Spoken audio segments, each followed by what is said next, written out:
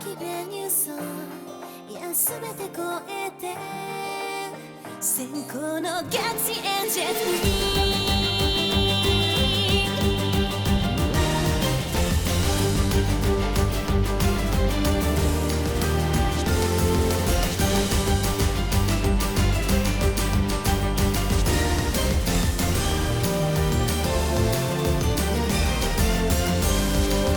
聖なるヴィーナス天を走るセンフレーズ、星がきらめく残月への切なる祈りは、その細い手で何を願うのか。もう泣かないとそう誓ったから、この雫は空へ信じる未来目指して行こう。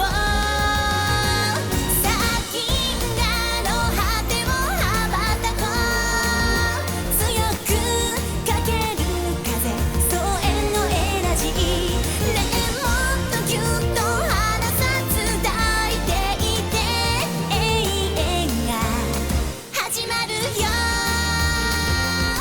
飛べギャラクシーエンジェル。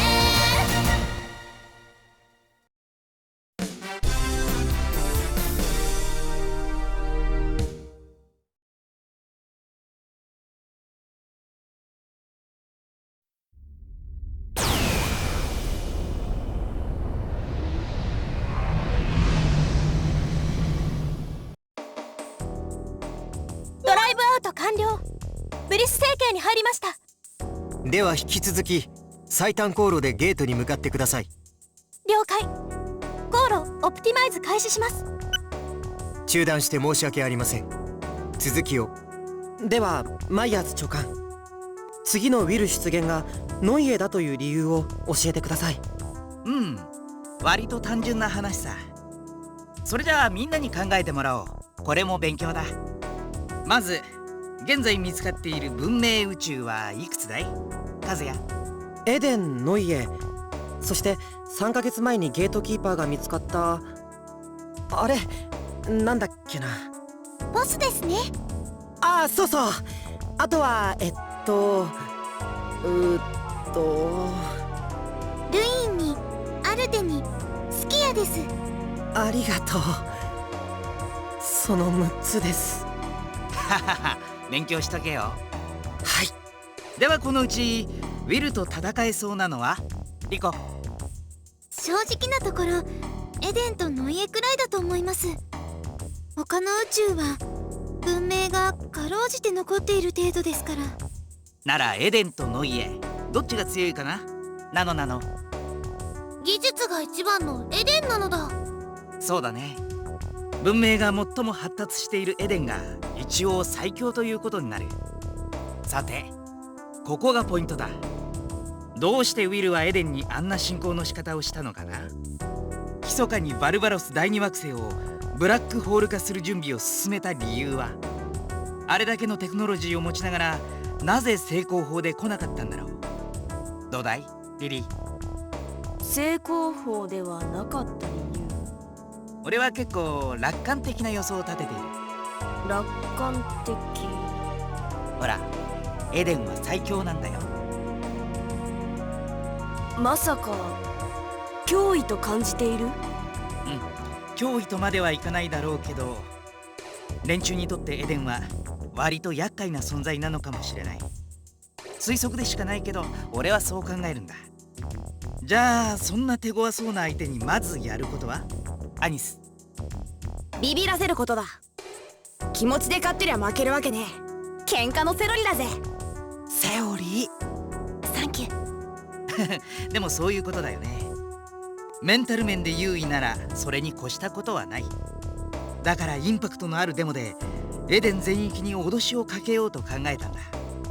士気をそぎ頭を抑えようとしたんだろう。ところがいざ実行に移そうとしたら俺たちにばったり出鼻をくじかれる。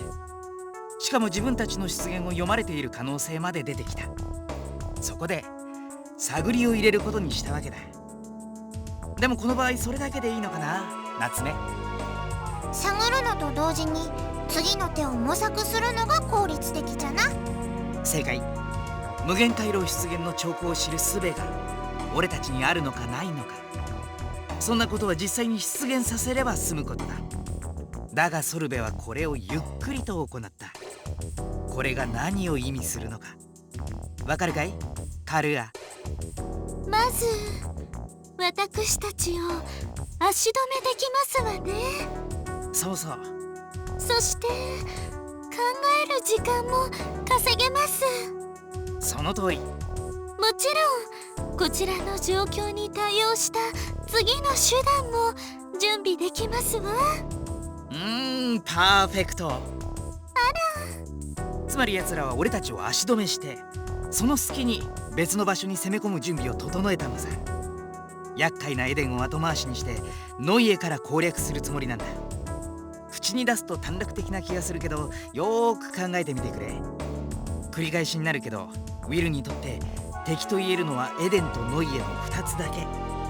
そしてエデンは最大の敵な上に、現在戦力の要であるルクシオールがいる。手薄になってるノイエを攻めるのは自明の理なんだ。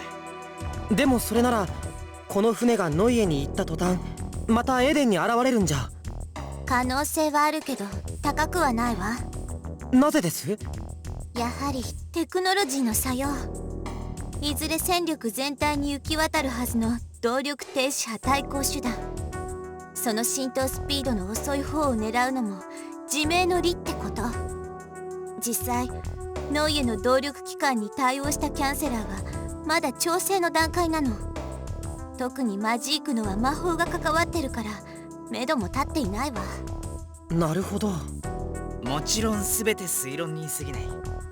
でも否定する要素が少ないことも事実だと思わないかい？そうですね。まあいいさ。なんだよレスター。理屈はよくわかった。白波少尉も納得しただろ？はい。とにかくウィルはノイエに現れる。お前の勘はそう言ってるわけだ。ああ、はい確定。問題ないね。そうです。タクトさんの勘はよく当たりますから。間違いありません。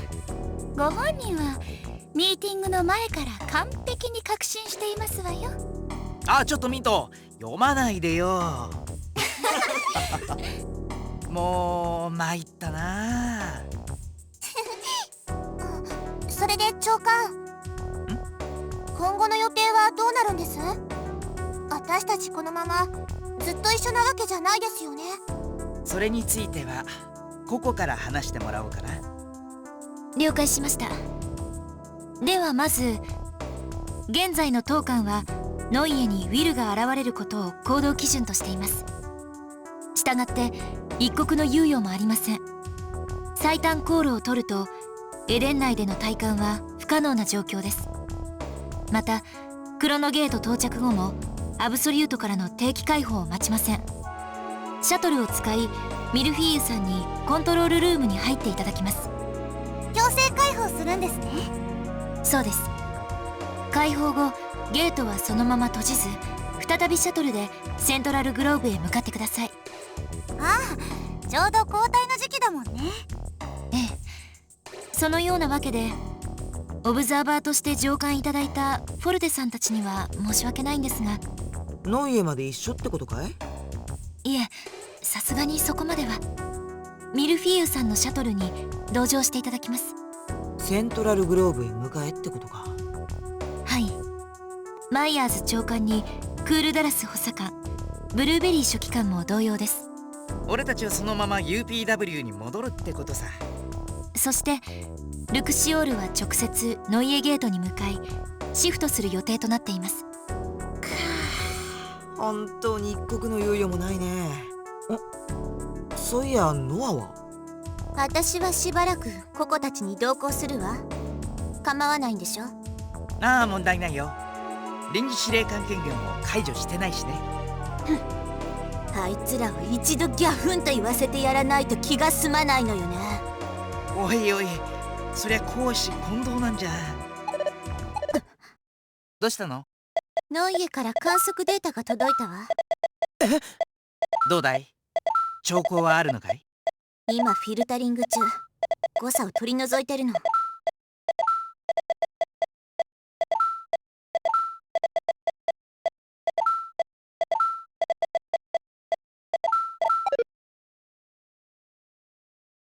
大丈夫。予兆波は検出されていないわ。胃が痛いですわ。はい、全くです。ドキドキしたのだ。舌が乾いてしもうた。まあ一安心ってとこか。そうだな。よかった。よかないわよ。やれやれ。まだまだ経験不足のようですわ。こんなことでいちいち動揺してちゃね。本番はこれからです。多少は余裕を持ちませんと。もっとでーんと構えてなくちゃ。ああ、はい。先輩たちからのありがたいアドバイスだね。5年前はキャーキャーしてたってのに変わるもんだな。なんですって？ちょっとレスターさん、それはもう若くないということでしょうか。聞き捨てならないね。ひどいです。口は災いのもと。いや、そういうわけじゃないぞ。タクト、助けてくれ。ははは、レスターってばたまにやっちゃうよね。やはり俺の手には負えん。でもまあポルテたちの言う通りさ。今からそんな調子じゃ身が持たないぞ、ルーンエンジェル隊。もちろん気を抜けと言ってるんじゃないけど、過度の緊張はミスを誘発するからね。心に余裕を持つことを覚えろってこと。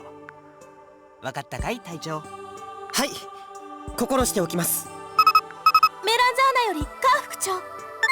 こちらカ航路オプティマイズ終了。クロノドライブに移行します。ー、了解です。ブリス星系を離れるとなると、次はエデン星系。おっと、今はジュノー星系か。到着までの時間は？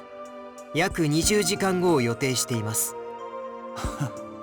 どうしました？いや、聞いてはいたが恐ろしく速い船だと思ってな。エルシオールの2倍以上じゃないか。無理すればもう少し出るわよ。大したもんだ。ってことはこうして主要メンバーが顔を合わせる暇はもうなさそうだね。ゲート到着までにはおそらく無理かと。それじゃあ最後に先輩から後輩に一言ずつ送ってミーティングを締めようじゃないか。ミルフィー。リコ、頑張ってね。リリー、知った融通を聞かしな。なのなの、無理はいけませんよ。わかったのだ。マジョラムさん、応援してるわ。どうも。アニスさん、残額はたっぷりありますわよ。分かってるって。夏目さん、ご分を。そっちもな。パビオ、艦長がしっかりしててよかったな。は？ここ無事を祈ってるわ。って私先輩じゃないけど。ありがとう。和也。はい。正直なところこの船だけを送り出すのは忍びない。だが紋章機を失ったエデンが自衛で手一杯なのも事実。元ムーンエンジェル隊メンバーには各方面軍の陣頭指揮に当たるよう指令が出ている。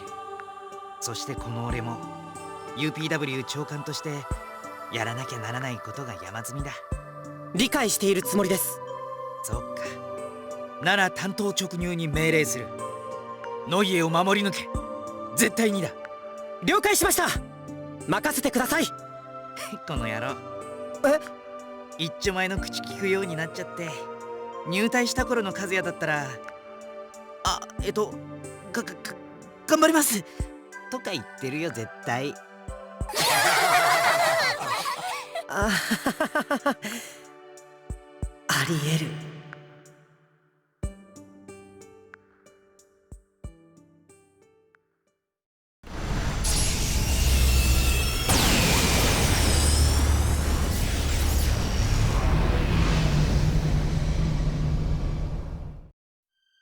シフト完了しました。現在位置確認。アブソリュート内です。シャトルは？そろそろ。来ました。当艦の後方2200に反応あり。マイヤーズ長官より通信が入っています。スクリーンへ。それじゃあ俺たちはセントラルグローブへ向かうよ。ここ健闘を祈る。ありがとうございます。和也頼んだよ。はい。では See you。 シャトル離れていきます。ここからはこの船だけなんですね。そうよ。それじゃあ行きましょう。副長お願い。はい。ノイエゲートへコースセット。最大戦速で発進。了解。エデンゲートを閉じてノイエゲートを開くようにセントラルグローブに通達して。はい。セルダールに連絡が取れ次第最新の観測データを催促してちょうだい。わかりました。どうしたの？いえ、武者震いかな。まあマイヤーズ長官に言われたばかりでしょ。はい、緊張はほどほどにですね。そう。お部屋に戻って少し休んだら。体調だからって動向をずっと伺っている必要はないのよ。わかりました。少し休憩を取ることにします。それがいいわ。それでは。はい。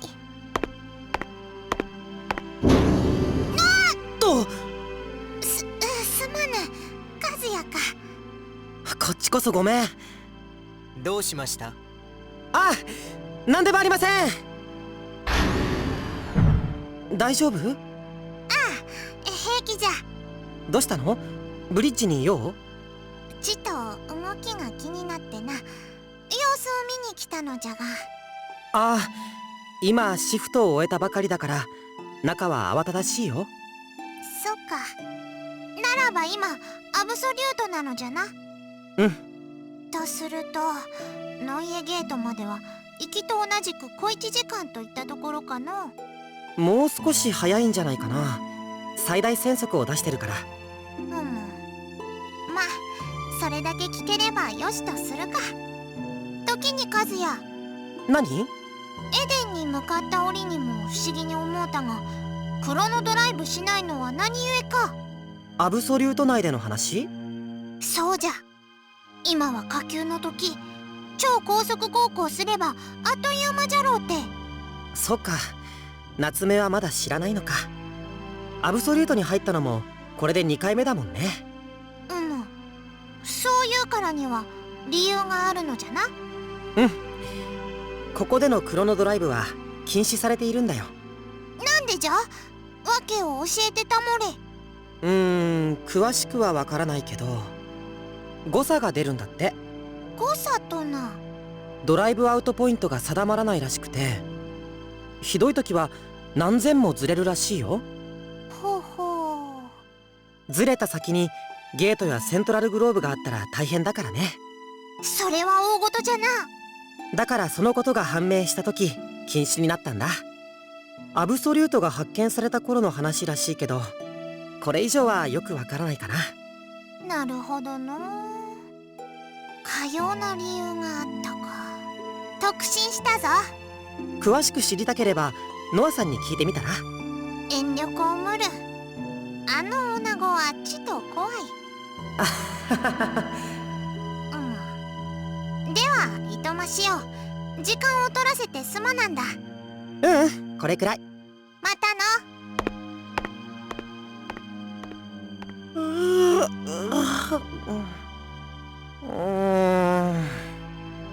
なんか最近気を抜くとすぐ眠くなるんだよね。早く部屋に戻ろう。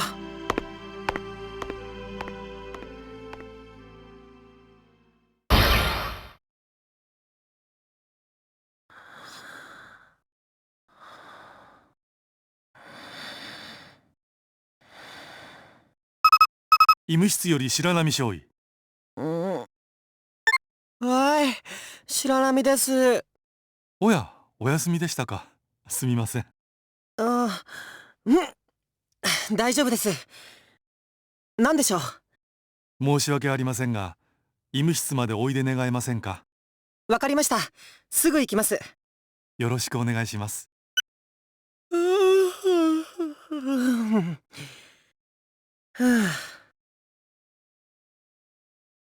行かなくちゃ。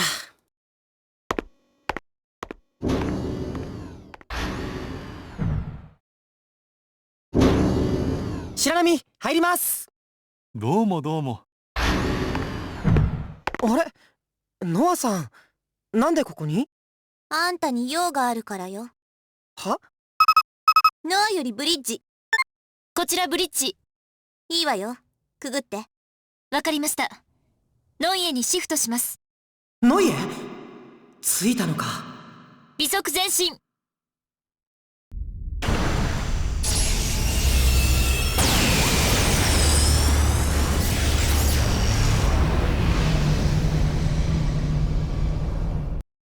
シフト完了。現在位置確認。ノイエ、セルダール領です。切るわ。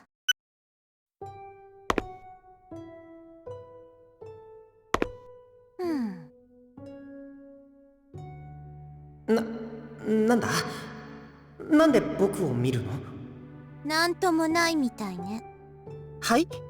モルデン。はい。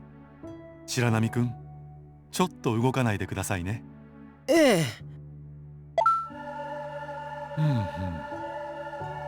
簡易スキャンですが、どこにも問題は認められません。ふーんって。はい、ありがとう。え？おしまいよ。用は済んだわ。ちょっと。黙って。今は確認したいことがあっただけ。もう少ししたらちゃんと説明してあげる。だから今は何も聞かないでね。はい。なんなんだよ。ナッツミルクよりノア局長。何よ。連絡が入ってます。ペル君から。どうしたものかと。切って。いえ、シャトルで追いかけてきてしまったんです。今ゲートをくぐる際に一旦停止したので。追いつかれたの？はい。追い返しなさい。それが急いで出てきたせいでエネルギー残量がないらしくて。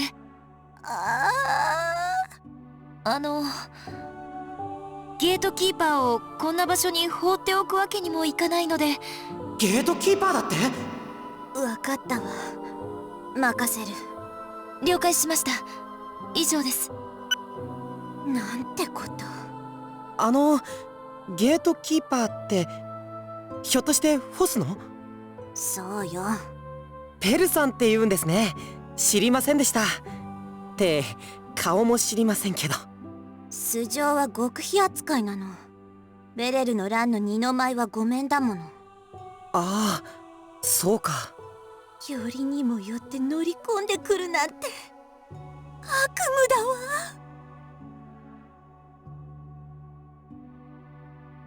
嫌いなんですか？大嫌いよ。なんでですか？なんでもよ。艦長よりエンジェル隊に通達。至急ブリーフィングルームに集合。以上。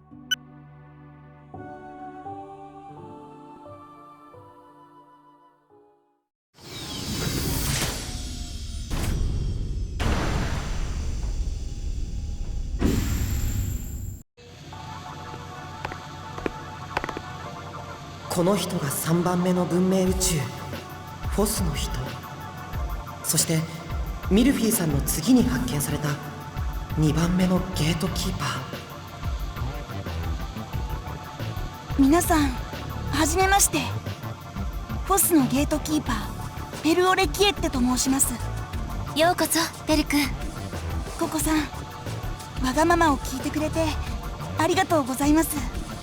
いいえ、遠慮しないでね。せっかくのオフなんだから。はい。それじゃあみんなを紹介しましょう。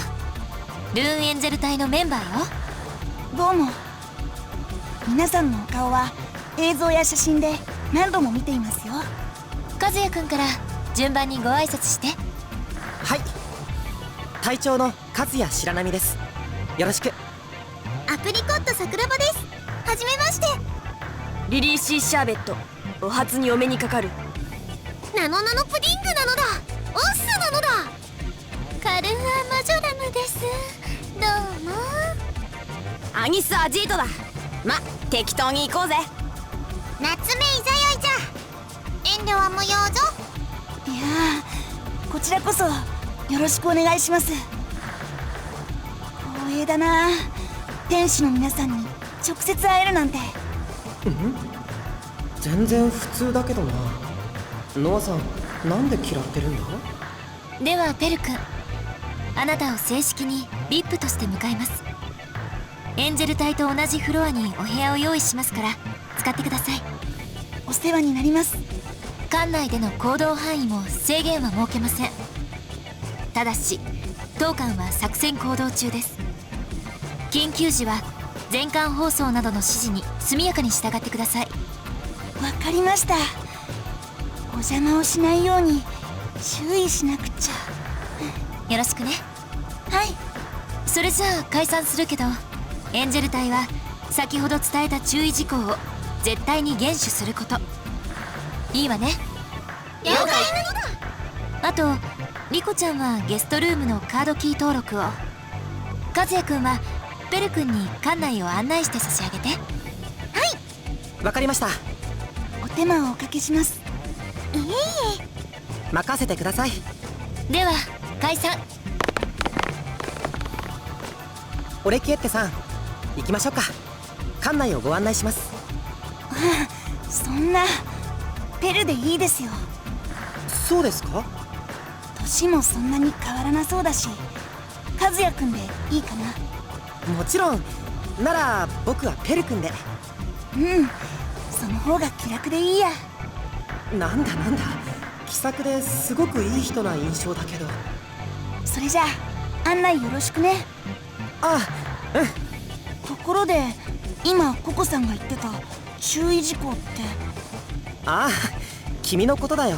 正体が秘密なこと。ああ、なるほどね。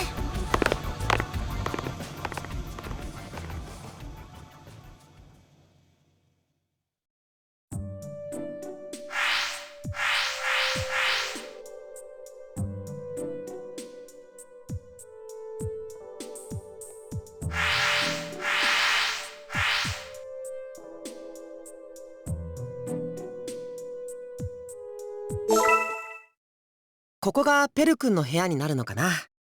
荷物を持ってきてるなら後で運び込まれると思うよ。へえ、もう中に入ってもいいのかな。今は鍵がかかってるから無理だね。カードキーの登録を待たないと。あ、そうか。どうしたの？いや、なんか僕が配属された時にも同じようなやりとりがあったなって。そうなんだ。あの時は案内される側だったけどね。まあいいや、行こうか。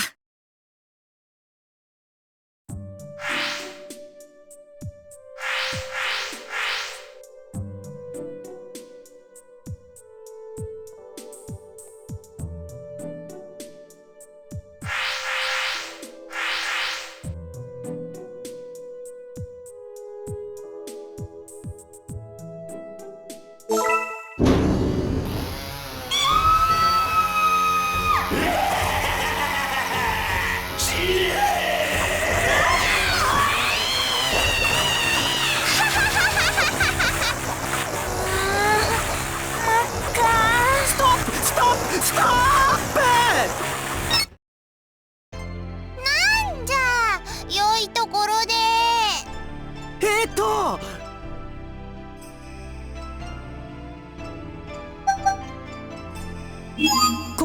これもまあ一種のアートなのかな。そんな高尚なものではないと思うがの。とにかくこんなの見ちゃいけません。なんじゃ良いではないか。いいわけないでしょう。惨劇の前夜祭、一体こんなソフトをどこから。カラスマに借りた。こんなの趣味なの？ねえ、どうして止めちゃったの？すごく面白そうだったけど。応募じゃはよ戻せ。ダメ絶対ダメ。とにかくこれは没収。行くよペル君。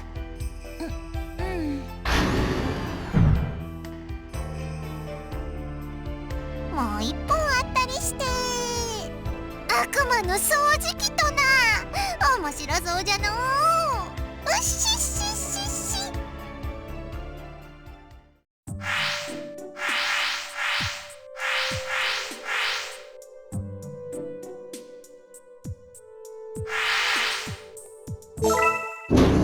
ここはブリーフィングルーム。会議とかをする場所だよ。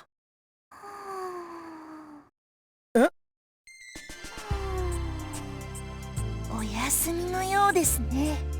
おいおい、こんな場所で寝てたら副長に怒られちゃうぞ。こ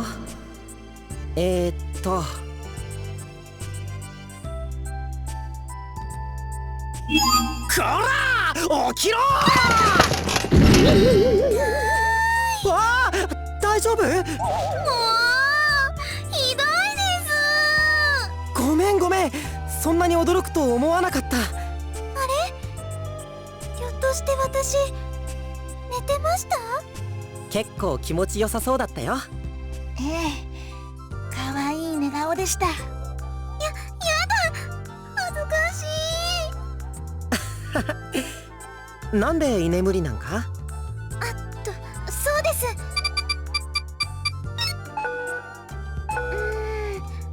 まだか。カードキーの登録中なんですけど、認証がなかなか降りなくて。そんなに時間のかかるものなの？すぐ降りる時もあるんですけどね。ネットワークが混み合ってるのかな。すみません、僕のためにお時間取らせちゃって。大丈夫ですよ。忙しいわけじゃないですし、もうちょっと館内を回っててみてください。ほどなく認証されると思いますから。わかりました。よろしくお願いします。それじゃあ行こうか。お疲れ様です。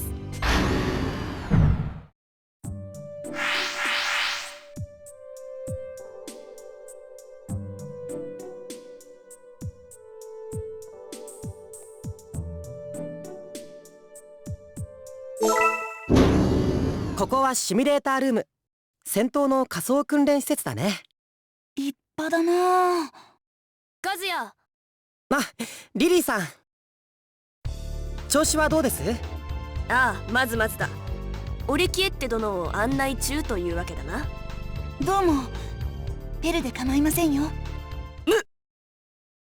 ケーだー。フランクな故障は信頼を築く第一歩。人間関係の潤滑油としても非常に有効。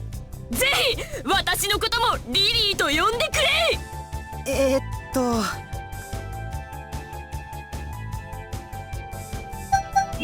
このようにリリーさんはとっても真面目な人なんだ。そう言うな。照れるではないか。びっくりした。てっきり怒られたのかと。それは申し訳ないことをした。許してくれ。いえ、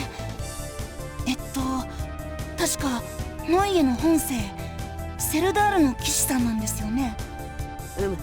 一応この絵を務めていた。またご謙遜。隊長だったくせに七重の五剣の二つ名も持ってるじゃないですか。まあな。意味知らないけど。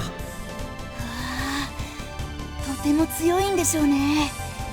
その技を見せてもらうことはできますか？ああ、構わない。しかし今は勘弁してもらえまいか。日課である剣の手入れの時間なのだ。ごめんなさい、引き止めちゃって。いや、話しかけたのは私ゆえ気にするな。では失礼つかまつる。お疲れ様です。それじゃあ行こう。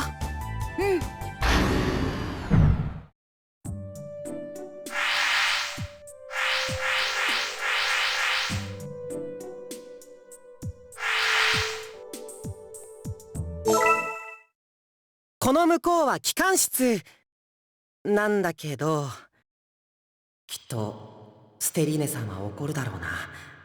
多分、いや間違いなく。どうしたの？ああ、軍事機密ってやつ？ああ、そうなんだよね。ごめんね、本当。何しろこの船の心臓部だからさ。全然気にしないで。それじゃあ行こうよ。うん。はあ。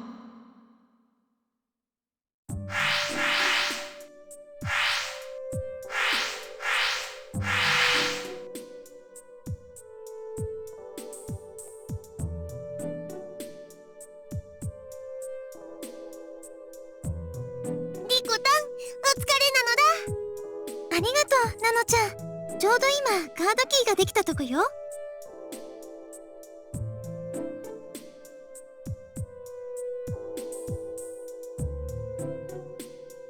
鍵できたのだ。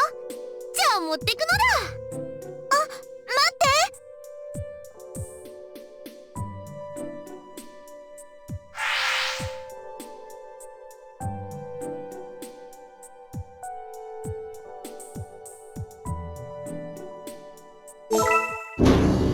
ここは展望公園です。すごい空がある。太陽も。映像だけどね。うわあ、どう見ても本物だ。僕もこんな反応したっけな。どう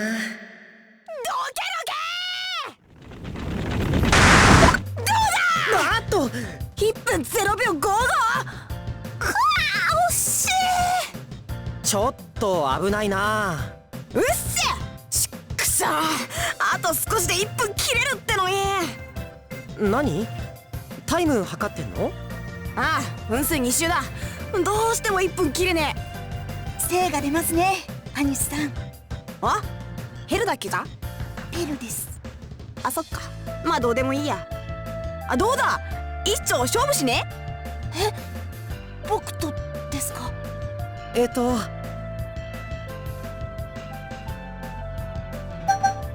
いいねいいね。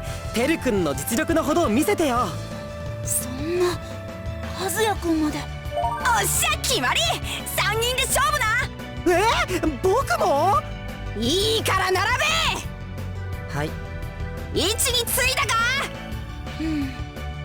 いいよ。噴水2周。このコインが落ちたらスタートだ。行くぞ。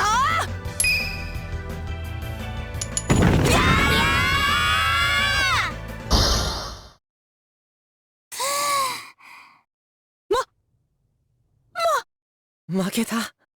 いや、まぐれ。びっくりしたな。足速いんだね。そんなことないってば。そろそろ行かない？あ、うん。これでも僕とアニスはかなり速い方なんだ。すごいよ、ほんと。だからまぐれだよ。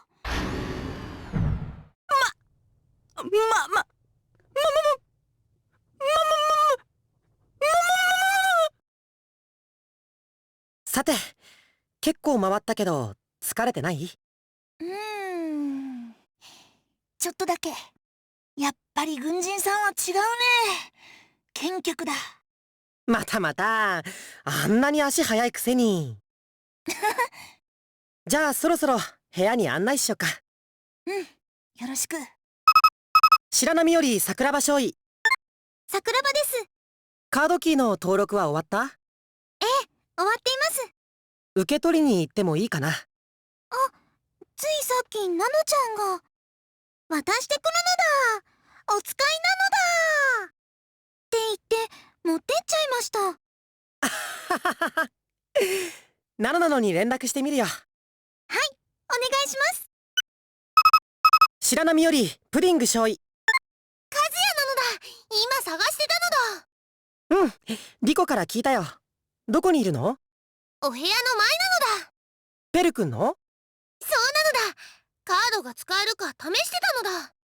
大丈夫だった？バッチリなのだ。それじゃあピロティで待っててくれるかい？すぐに行くから。了解しました隊長。なのだ。すぐ行くからね。待ってるの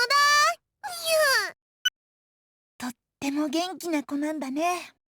元気すぎるくらいさ。行こうか。うん。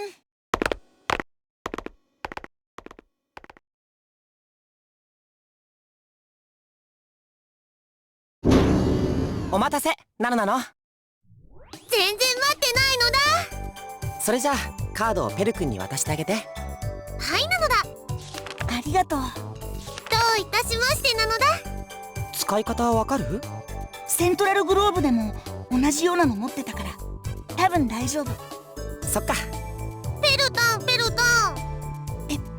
ペルタン。ペルタンはミルフィーと同じなのだ。ゲートキーパーのこと？それもあるけど運のことなのだ。ああ、そうだね。偏ってるとこは同じかな。ねえねえ、これ投げてもらっていい？またかい？あ、やっぱりよく頼まれる？そりゃもうこれで何度目かな。ごめん、嫌なら。大丈夫大丈夫。こんなのでよければいくらでも。えい。見事に面が揃ってる。ではもう一回。何度見てもすごいのだ。本当にミルフィーさんと同じだ。もう一回やる？あ、もう十分。はい、コイン。ありがとう。生まれた時からこうだから自分では特別に感じないけど、社の輪を開く力だって聞かされた時は正直驚いたよ。社の輪ってゲートのこと？あ、ごめん。フォスではそう呼ぶんだ。社の輪か。確かベレルがアブソリュートのことを神の社って言ってたよな。どうかした？あ、うん、なんでもないんだ。ちょっとベレルってやつのことを思い出してね。8ヶ月前に反乱を起こした人だっけ？あれ、知ってるの？最近教わったよ。アブソリュート人の生き残りだったんでしょ？そうそう。はるか昔の人なのだ。あれ、ナノナノさんもはるか昔の人だよね。ノイエのピコっていう星でクロノクエイクの前から眠ってたんでしょ？多分なのだ。多分？そう言われてるだけで証拠は見つかってないのだ。起こされる前のことも覚えてないからよくわからないのだ。そうなんだ。それよりナノナの3じゃなくてナノナノなのだ。3なんていらないのだ。ああ、そういうこと。うん、わかったよ、ナノナノ。それでいいのだ。そうだよ。いつも元気で陽気なナノなのだけど、実は悠久の時を超えて蘇った古代文明人かもしれないんだ。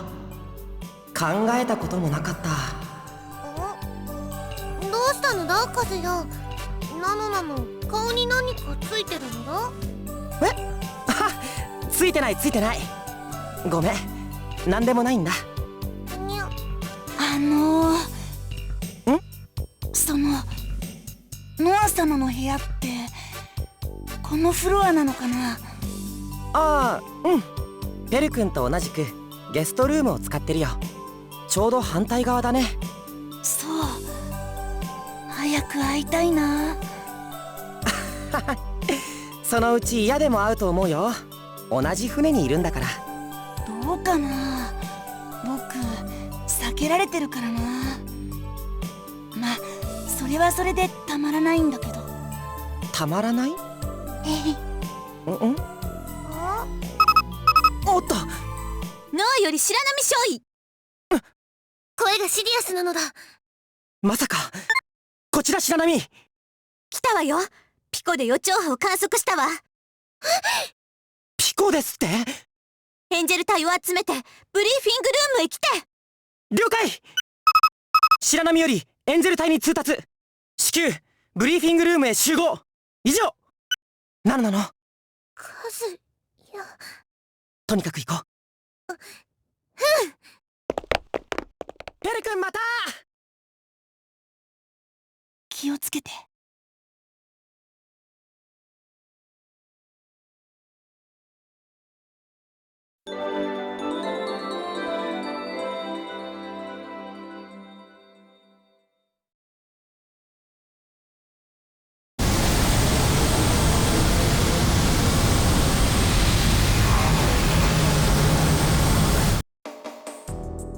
ではノアさんお願いします。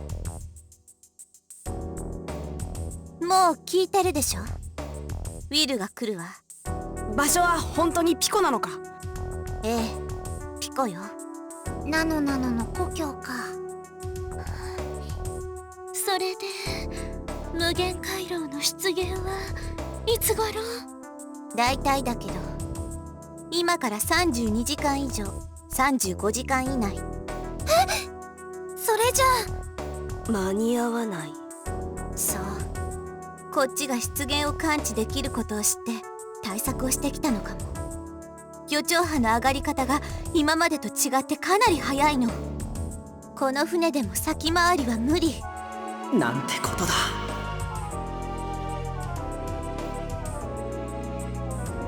連絡は取れたのだ。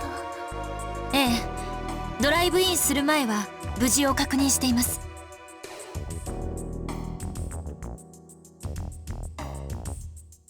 今回確かに後手に回ることになるわ。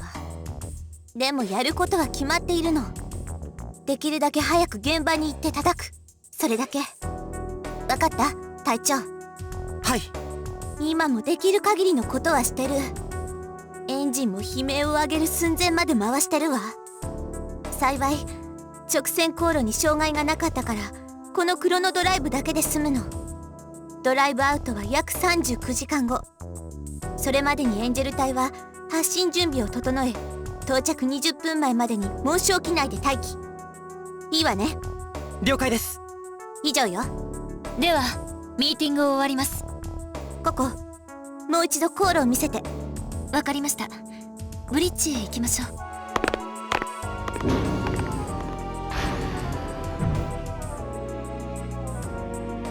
ほらナノ、元気出して。そうですわ。相手は出方を変えてきたのだ。慎重になった証ぞ。いいかいなの。カズヤ。今は準備のことだけを考えて。それが一番なんだよ。分かったのだ。よし、全員格納庫へ。精神リンクの調整を済ませて。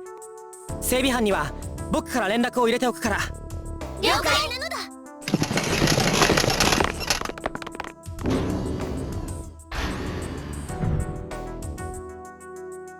くそ、ウィルメ。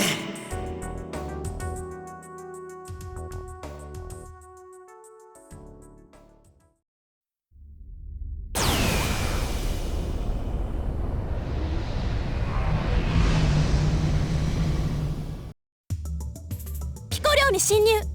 時空暗極反応ありません。予兆波は現在フィルタリング中。もう少しお待ちください。ならその間に敵出力パターンをスキャンしなさい。了解。ありました。敵出力パターン確認。距離約34万5000。数今のところ不明。ピコの衛星付近です。おそらく小規模の艦隊と思われます。停止。現在位置を維持。了解。第二戦闘態勢発令。エンジェル隊発進準備。了解。敵艦隊をフルスキャン。結果を私のコンソールと各紋章機に転送。了解。あ、フィルタリング終了しました。予兆波感知。しかしごくわずかです。現在も減少中。そうなら艦隊は置き土産ね。ピコとの通信は？ダメです。呼びかけを続けていますが繋がりません。そのまま続けて。はい。ここおそらくもう無限回廊は開かないわ。ピコを確保して。わかりました。敵艦隊のスキャンは終了しています。副長、ブリーフィングをお願い。了解。カーより白波少尉。こちら白波。ブリーフィングを行います。各紋章機へ回線を開いてください。開きました。お願いします。これがミッションエリアのスキャン結果です。障害物はこのような状況となっています。ルクシオールはこの位置に待機する予定です。対して敵艦はこの位置に駆逐艦、この位置に高速艦、この位置に巡洋艦、そしてこの位置に大型艦といった配置状況になっています。やはり生命反応はありません。すべて無人自動操縦艦のようです。またこれらはフェムとの防衛システムである浮遊砲台なのですが、無差別攻撃に設定されており、こちらからのアクセスを受け付けません。どうやらウィルによってクラックされてしまったようです。注意してください。ミッション目標は敵艦の全滅。フェムとの浮遊砲台もこれに含みます。以上。ピコの状況はどうなっていますか？残念ながら未だ連絡は取れていません。つまりいち早く状況を確認するためには敵の速やかなる撃退が必須。このことを念頭に置いてミッションに臨んでください。わかりました。ルーンエンジェル隊発進だ。了解。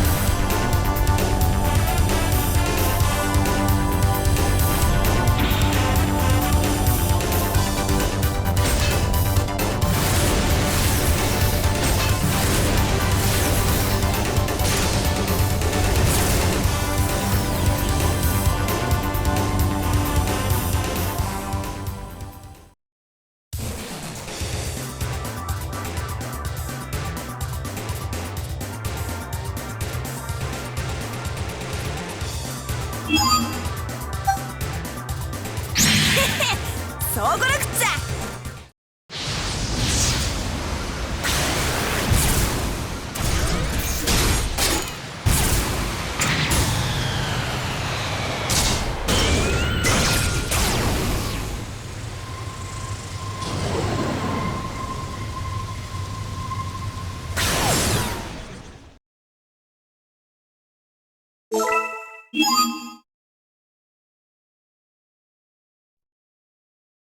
なのなの、頑張ろう。分かってるのだ。子分のためにもさっさと型をつけてやるぜ。良き親分じゃな。幸い数が多くありません。一気に行きましょう。速攻だ。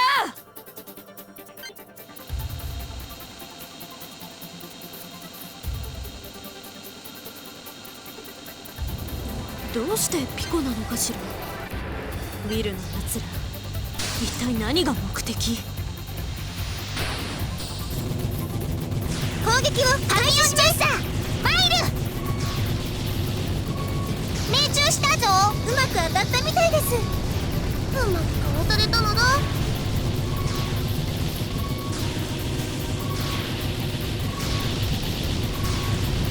歯ごたえねえ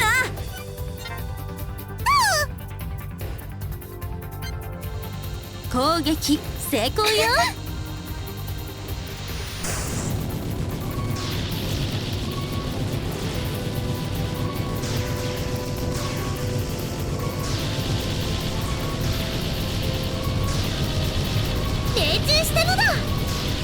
命中よ。当たったみたいです。おー、悪いった。ジェノサイドボンバー。こんなもんかの。この程度敵じゃねえ。まずじゃ。余裕出たりこっちに出たり本に世話しないの。敵発見じゃ。うまく当たったみたいです。命中ゼフィルスランページ。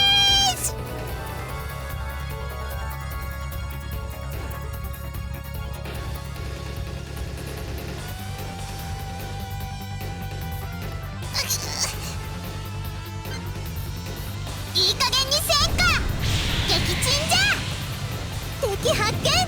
いきます。見逃さない。当たっちゃったのだ。上がり。リペアまずじゃ。回避されたのだ。ヘキサクロスブレイク。失敗しちゃったのだ。この老石者め。撃墜したわ。エクストリームランサー。逃げられたのだ。エネルギーゼフィルス特大花火打ち上げオーライ。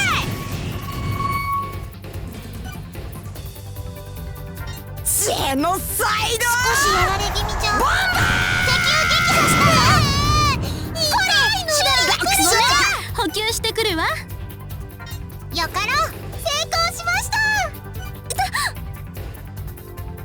3番機了解なのだ。よし、回避成功だ。敵に命中した。ターゲット沈黙。敵艦確認。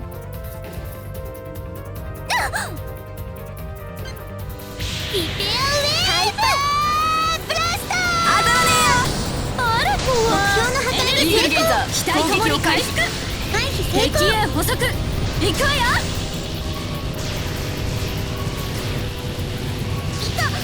おー、悪いった。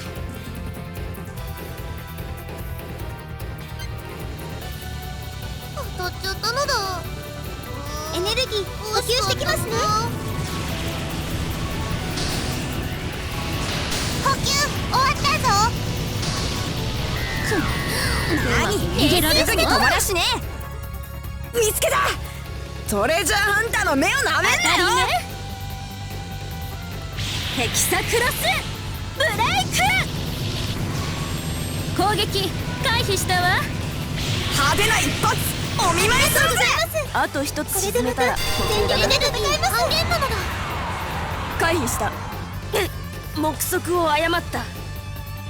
心得ました。当たりじゃ。ダメージが溜まってきたのだ。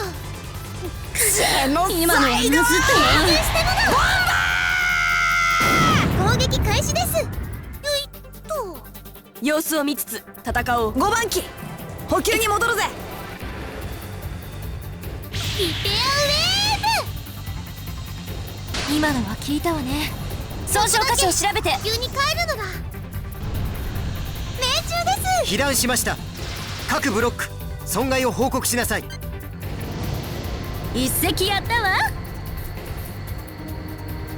焦らずに対処して。あなたたちなら勝てるはず。当たりじゃ。完全復活。矢でも鉄砲でも来いってんだ。大丈夫よナノちゃん。私たちがやっつけちゃうから。敵発見です。当たらねえよ。よし当たり。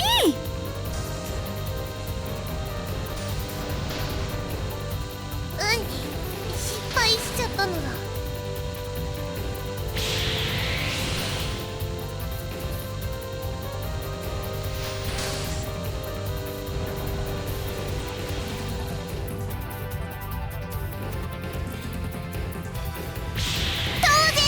ヘキサクロスブレイク。誰がこの船を設計したとエネル思ってるの。ギー半減。まだなんとかなるけどね。忘れちゃったのだ。被弾しているわ。当たったのだ。タピオやっつけたわよ。攻撃失敗なのだ。これは回避不能です。何かに捕まってください。被弾しました。おいルクシオール、この程ピコ度のとの連絡は攻撃まだ取れねえのか。シオールなら耐えられるわ。甘いぜ。よし、やっつけたわ。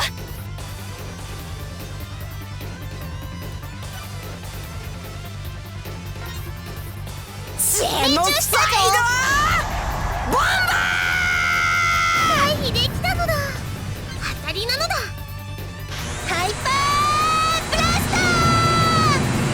ー、俺に見つかったら最後だぜ。リペアウェーブ。エクストリームランサー。一旦戻るわ。目標沈黙。よろしく。エネルギーが規定値を割った。補給に戻る。よーしなのだ。スペルキャスター補給完了。首洗って待ってろよ。失敗なのだ。補給が完了した。もう一度攻撃に戻る。それで失敗です。しかし敵は予想通りノイエに現れた。マイヤーズ長官ニノア代表、2人ともさすがだ。攻撃成功よ。いた、俺の獲物だ。余裕があるなら補給に向かわせてください。無限回廊を使われる限り後手に回らざるを得ない。分かってはいるけど厄介ね。ビシッと命中なのだ。なのよ故郷を思う気持ち。ヘキサ我らよくわかるぞ。ボンバ本当みたいなのだ。ノイエに来ててよかったのだ。タクトとノアのおかげなのだ。あれは敵ね。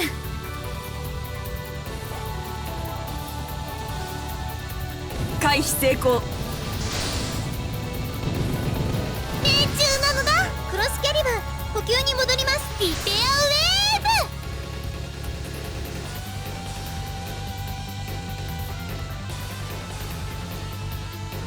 ブ。うぎ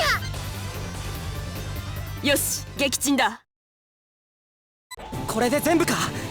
ルクシオールからブレイブハート、敵艦の全滅を確認しました。急いで着艦してください。ピコと連絡が取れそうです。本当ですか。すぐに戻ります。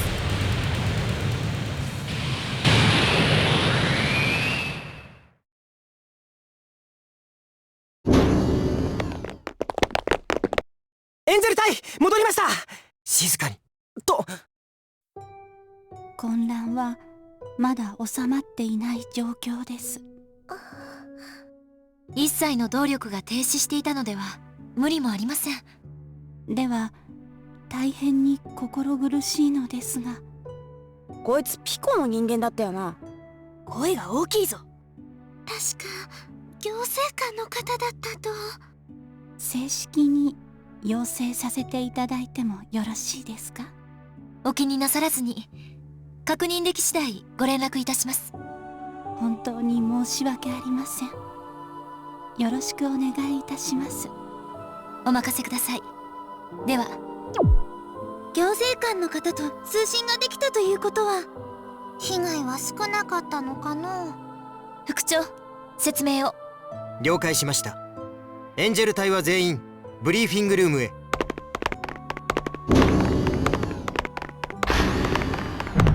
揃っていますね。はい。ではピコの状況なのですが、結論から言ってしまうと無事です。本当なのだ。ええ、敵は動力停止波を展開しただけで星自体には手を出さなかったようです。もちろんさまざまな混乱が生じたようですが、ウィルの強大さを考えれば被害はないに等しいと言えるでしょう。そうですか。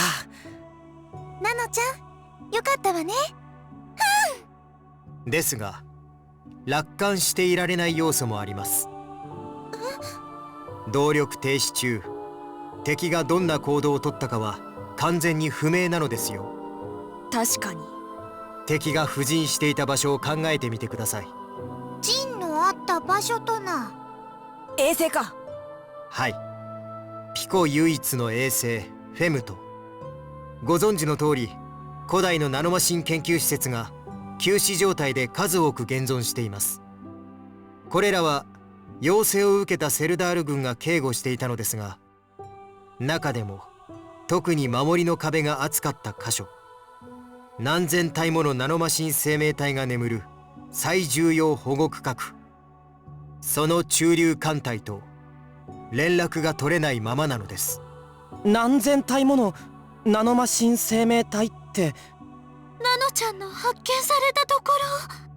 ええ、それ以外の施設を警護していた艦隊とはすでに連絡が取れました。ということはピンポイントに狙われたんですね。残念ながらそう結論付けられます。おい、すぐに行こうぜ。落ち着きなさい。ざけんな。ナノの仲間がどうなったか分かんねえんだろ。じっとしてられっか、この冷徹野郎。行くなとは言っていません。私も故郷が危機にさらされたばかり。プディング少尉の胸中が幾ばくのものか、少なからず理解しているつもりです。席に着きなさい。敵によって無差別攻撃に設定されてしまったフェムとの防衛システムですが、すでにいくつかの浮遊砲台が復活しています。ならまた蹴散らしゃいいじゃんか。労力を無駄遣いする必要はありません。ノア局長が対応中であり、間もなくシステムダウンする予定です。ならその後に行ってもいいんだな。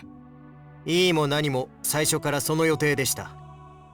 ピコ政府は混乱の対応に追われ、身動きが取れないため、先ほど当該施設確認の依頼があり、艦長はこれを受諾しているのです。エンジェル隊全員でこの任務に当たってください。それを早く言えよ。最後まで話を聞かないあなたに問題があると思いますが。では白波少尉、航路の安全が確保され次第フェムトに向かってください。了解しました。全員準備を整えて。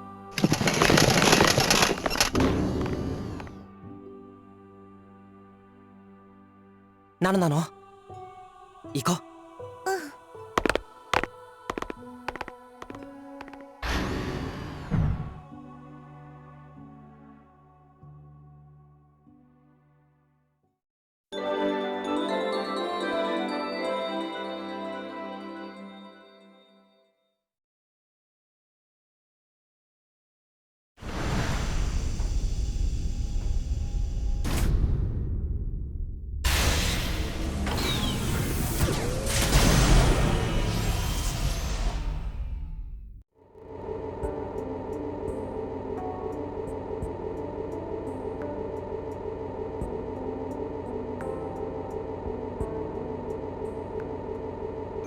ほらナノ、デリシャスバー食うか。大好きなチーズ味だぞ。ありがとうなのだ。辛いのだ。チーズですのに。マスタード味と書いてあるぞ。そっちがチーズじゃろ。いけね。それ同じような色だから間違えやすいんだよね。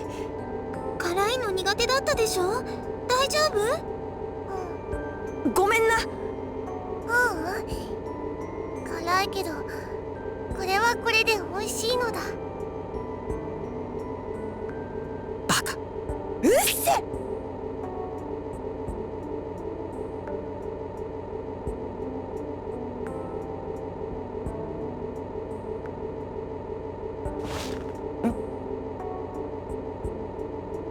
なのはママに起こされる前の記憶は多分ないのだ。そう言ってたね。だからフェムトのみんなのことは全然知らないのだ。忘れてるだけかもしれないよ。そのうち思い出す可能性だって。この前のリコみたいに。それはありえないのだ。どうして？ナノマシンだから、覚えたことをうっかり忘れることはあっても、頭の中を探せば必ず思い出すのだ。消えることは絶対にないのだ。覚えてないことは本当に知らないことなのだ。そうなんだ。でも輩なのだ。名前も声もどんな性格かも知らないけど、すごくみんなが心配なのだ。どうしてなのだ？なの。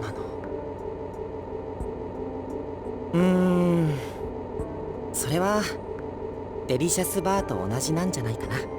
意味がわからないのだ。ほら、これ見て。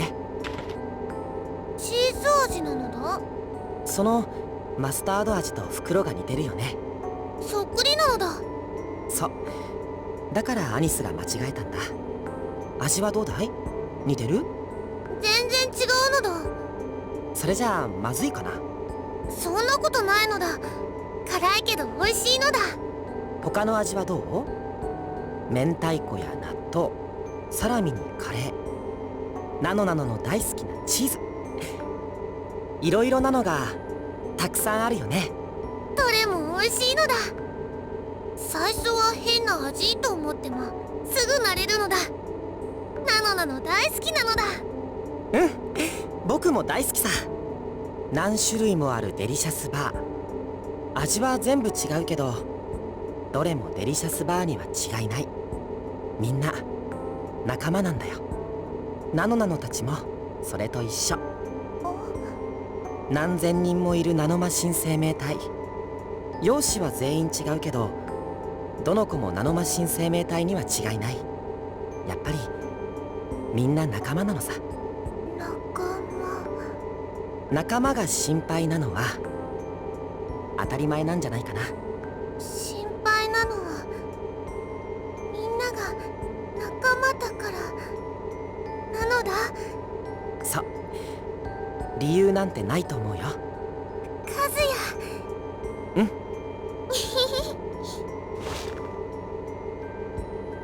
おめえうまいこと言うな。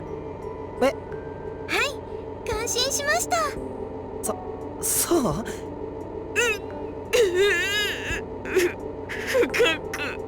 泣くのはオーバーじゃろう。でもちょっと感動しちゃったのだ。はい、ナノちゃんの仲間はどれも美味しいんですのね。どけー！もう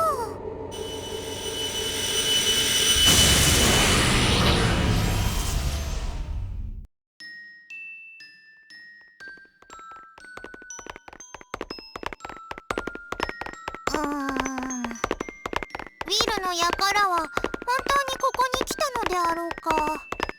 襲われたような形跡は全くありませんな。入り口も綺麗でしたし。無限回路を使ったのかな。何言ってんだか。ハッキングに決まってんだろ。ああ、そうか。なんか押し入るようなイメージが。しかし随分と長い通路だな。リリーさんは初めてですもんね。うん。でもここってこんなに長かったかしら。あ、前の時はテキーラさんでしたよ。そうでしたっ違う。行きはカルーアで帰りがテキーラだよ。け？あれ？まあうろ覚えになるってもんだぜ。あん時はナノが死にかけてたからな。そのようなことがあったのか？どういうことなのじゃ、ナノ。ちょっと無理したら倒れちゃったのだ。ここでしか直せなかったから。お、端っこだな。え、ここから見えるの？ああ、確かあのドアだよな。突き当たりの。そうなのだ。先に行くのだ。あ、待つんだ、ナノ。仲間が気になるのだ。ああ、もう仕方ない。みんな追いよう。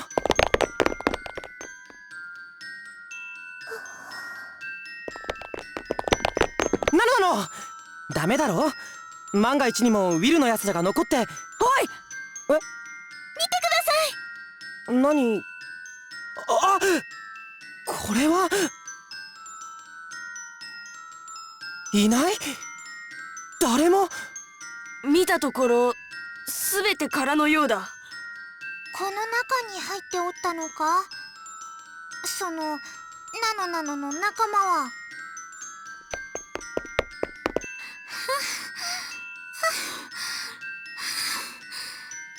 ノちゃんの仲間は無事です。もう誰もいませ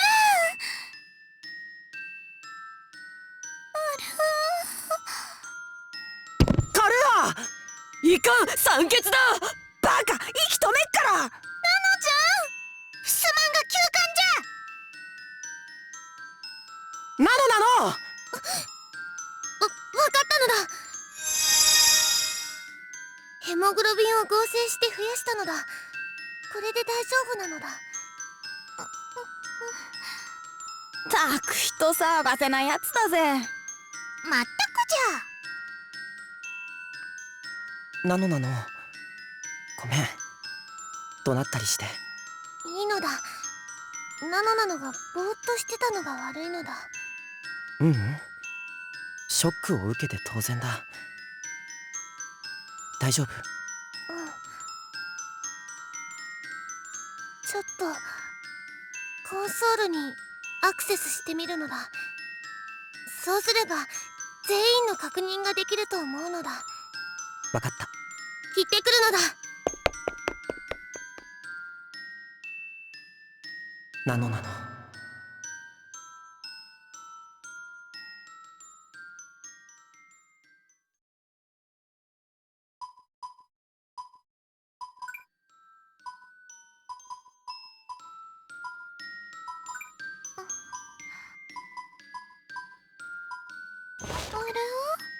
あ、気がついた？和也さん。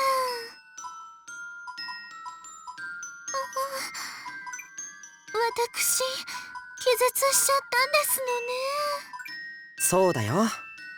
走った後に息を止めたりするから。だってナノちゃんのお仲間がびっくりしちゃって。うん、全員なんですの？そうみたい。ナノがコンソールで確認したよ。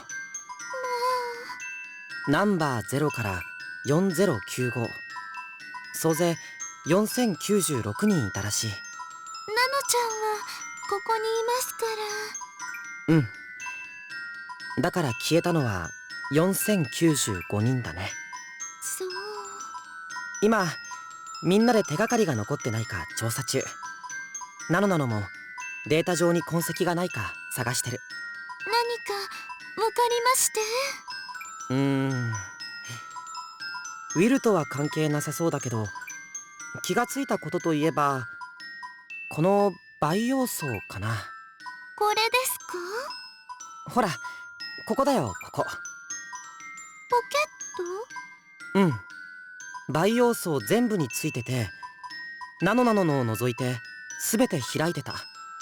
層を開くときに同時に開くものなのかも。何が入ってたんでしょう？全然見当もつかないけど、バニラさんに聞けばわかるんじゃないかな。ナノちゃんが起きた時に開いてるかもしれませんものね。そう。和也！なんだい？ちょっと来るのだ。大変なのだ。どうしたんだい？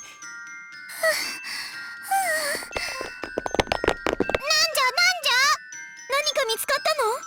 ちょっとみんなは調査を続けてよ。いいじゃんか、気になんだろ。そろそろ手詰まり気味であったしな。もう、それで何なの？手がかりとかあったのかな？ウィルのことは何もわからなかったのだ。そう。でもメインコンピュータがフリーパスになってるのだ。どういうこと？どんなデータにもアクセスし放題なのだ。よくわからないよ。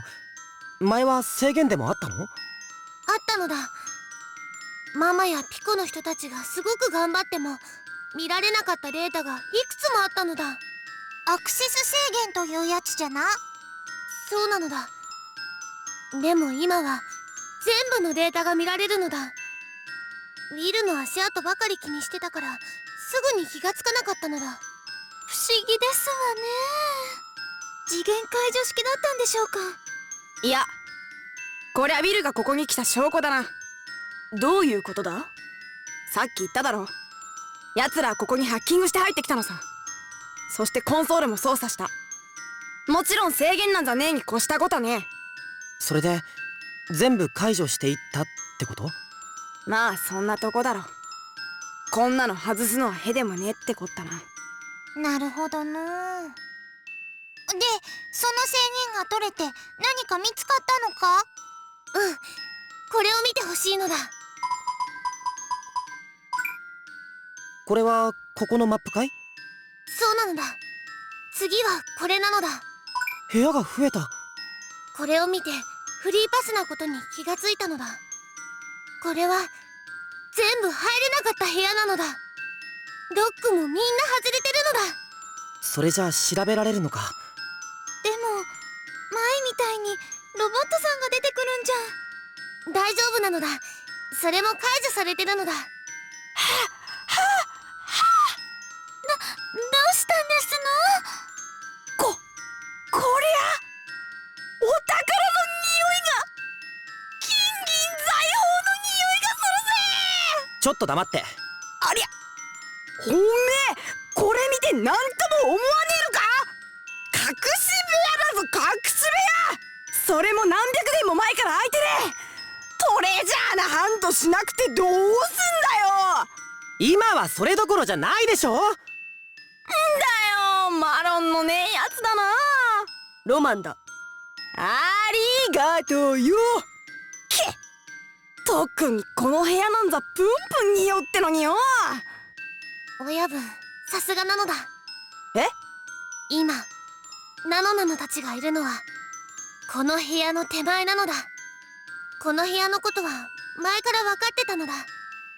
こんなところにあるから仲間のみんなに関係ある部屋って考えられてるのだ。確かにいかにもこの部屋の続きといった形じゃの。でもどうやってもロックが外れなかったのだ。無理やり開けようとしたら警備のロボットが反応しちゃったのだ。だが今は開いている。ロボットさんも停止してます。なのだ。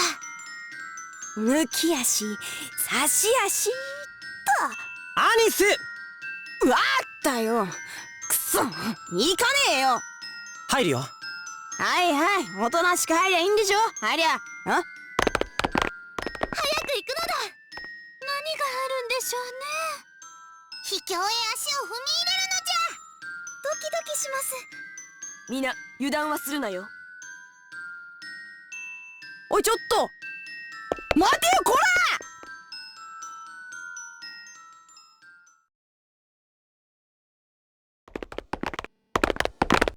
あれ、開かねえじゃん。ここはオートじゃないのだ。開けるのだ。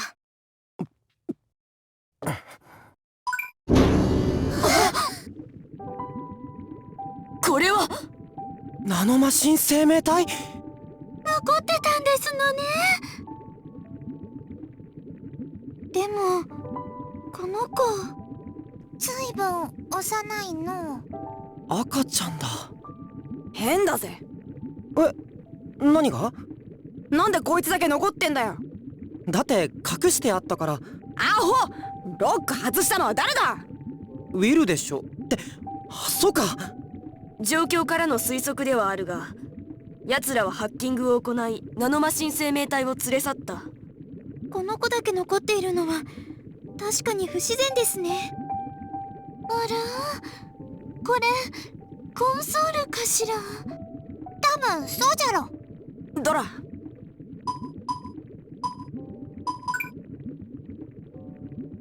やっぱ読めねえや。なのいいかい？調べてみるのだ。おお、さすが。そちはトレジャーハンターなのじゃろ。古代文字くらい読めんのか。うるせえ、うるすぎんだよ。私たちにはお手上げですわね。バニラさんがいてくれれば効率も上がるんでしょうけど。せめてピコの研究員でも呼べればな。動力停止の混乱が収まるまでは無理そうですね。どうした？ちょっと待ってなのだ。ダメなのだ。何がダメなんだよ。ほとんど読めないのだ。何？知らない文字だらけでちんぷんかんぷんなのだ。古代の家文字じゃないの？少し混じってるみたいだけど違うのだ。ひょっとしてこのお部屋って年代が違うのかしら。かもしれぬの。他にわかることはないのかな。他のサーバーやコンソールにアクセスできないのだ。多分このコンソールはスタンドアローンなのだ。なんだよスタンドアローンって。独立してるってことです。それとナノマシンって書いてあるかもしれないのだ。あとはやっぱりダメなのだ。これ以上は無理なのだ。そう。ごめんなのだ。困ったの。プディング少尉に無理。バニラさんもいません。ピコの人たちも呼べませんわ。となるとやっぱりあいつ呼ぶの？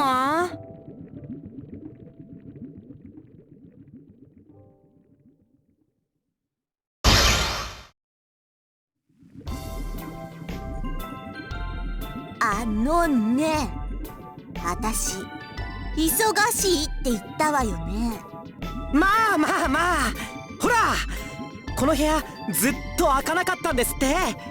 秘密の技術いっぱい、謎の技術いっぱい、古代の最新テクノロジーかもしれませんよ。何わけわからないこと言ってんのよ。ハヤニス、何すんだよ。いいから。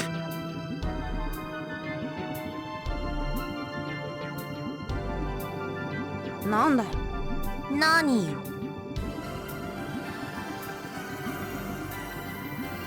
だからなんだよ。だから何よ。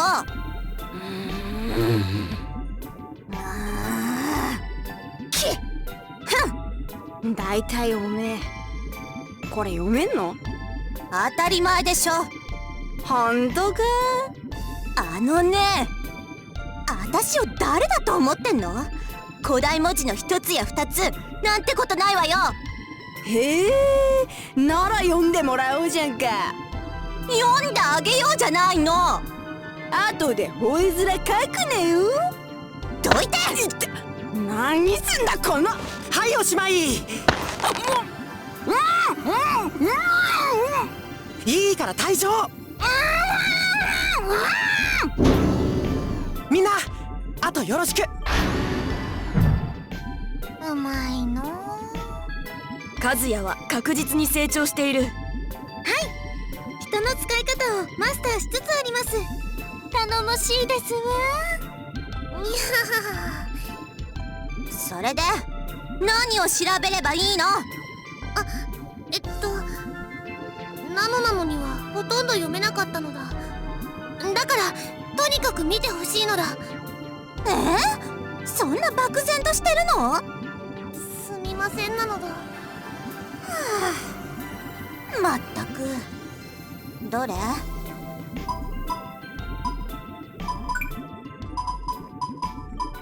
嘘。ちょっとこ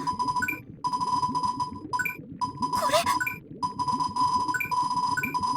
どんどん速くなってます。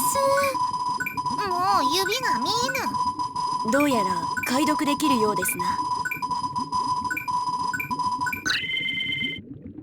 なんてこと。読めたのだ。ところどころ古代ノイエ文字が混じってるけど、私のネイティブ言語よこれ。このコンソール、多分ナノマシン生命体に関する研究成果の記録、データベースだと思う。まあではナノやその仲間様たちのことが記されておるのか？予想が当たってるならね。それじゃあ今まで謎だったナノちゃんたちの存在理由も書いてあるのだ。おそらく解読してほしいのだ。待って、なんでなのだ。パッと見た感じだけどかなり膨大よ。すぐには無理だわ。さあどうすればいいのだ。今の状況でここに詰めるわけにはいかないし、そもそも私一人の手に負えるかどうか。や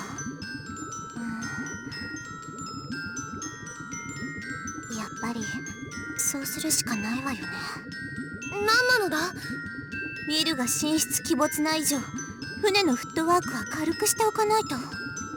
だからこれを解読したいなら手段は一つ。ルクシオールに運びましょう。このコンソールをですか？そうよ。幸いスタンドアローンみたいだし、パワーソースの調整をすれば多分動くでしょ。でも培養層とくっついてますよ。一緒に持っていけばいいじゃない。なんじゃと。連中がこの子だけ置いていった理由も気になるし、繋がってるってことはコンソールと関係が深いのかもしれないわ。案外この子がメモリだったりしてね。まさかの。でもナノちゃんは覚えたことを決して忘れないんですよね。そうなのか。はいはい、時間の無駄。ルクシオールのネットワークに接続する準備が必要よ。一旦戻りましょう。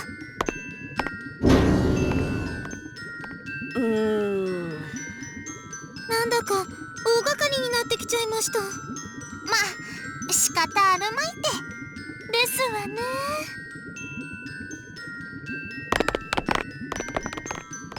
ちょっとあんた何やってるのよ。先に行っててなのだ。どうしたの？なんでもないのだ。すぐに行くのだ。遅れたら置いてくわよ。わかったのだ。もう。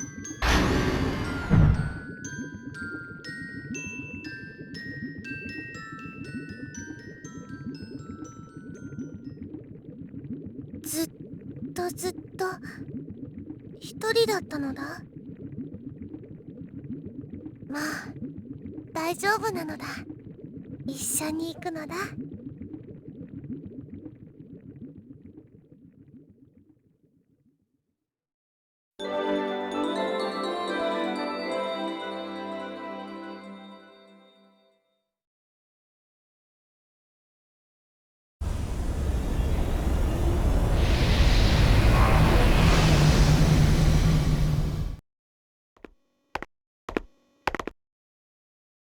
もうこんな時間か。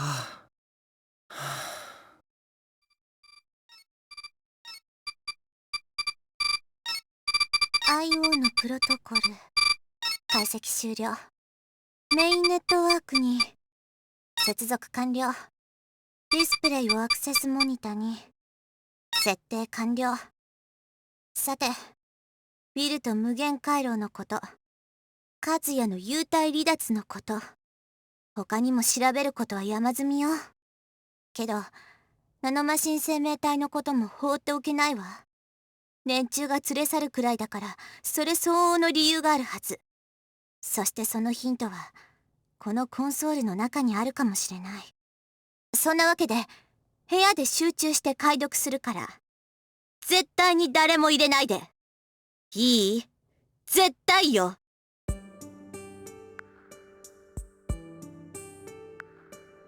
と言って部屋にこもってから丸2日。そろそろ何か聞かせてほしいよな。失礼します。和也。やっぱりまたいた。仲間なんだから気になっちゃうよね。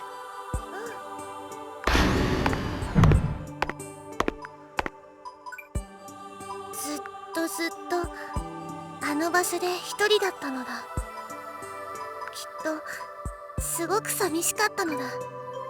だからなるべく一緒にいてあげるのだ。なのうん、それがいい。この子もきっと喜んでるよ。あ、今日からクッキーなのだ。クッキー？名前なのだ。ママがナノナノにつけてくれたから、ナノナノはクッキーにつけてあげたのだ。いつまでもあの子やこの子じゃかわいそうなのだ。そっか、クッキーか。いい名前だね。おいしそうだ。お菓子のクッキー大好きなのだ。だから名前はクッキーにしたのだ。おや。あ、お邪魔してます。どうもどうも。クッキーさんの具合はいかがですか、ナノナノさん。ぐっすり快眠中なのだ。そうですか。あなたと同じようにいつかは目覚めてくれるといいですね。なのだ。今もノアさんはお仕事中ですか。いつ見てもアクセスしっぱなしですよ。夜中でも途切れたことないのだ。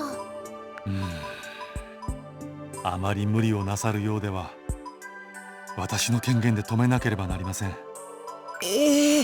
雷が落ちますよ。それもそうですね。やめておきましょうか。おや？止まった。表示が消えたってことはログオフしたのか。きっと休憩ですね。安心しました。エンジェル隊へ緊急通達。ノア科学技術調査局長より集合せよとの命令あり。至急フロア3ピロティに向かってください。なお現時刻より1時間フロア3はエンジェル隊以外立ち入り禁止となります。一般クルーは注意してください。またこの規制はゲストにも適用されます。このタイミングでノアさんから招集ってことは、きっと何か分かったのだ。行こう。行くのだ。クッキーさんの生体電位はやはりほぼゼロですね。残念。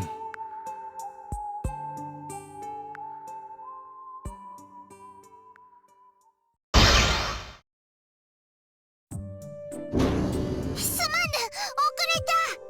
大丈夫。適当に座って。ルーンエンジェル隊揃いました。ノアさん？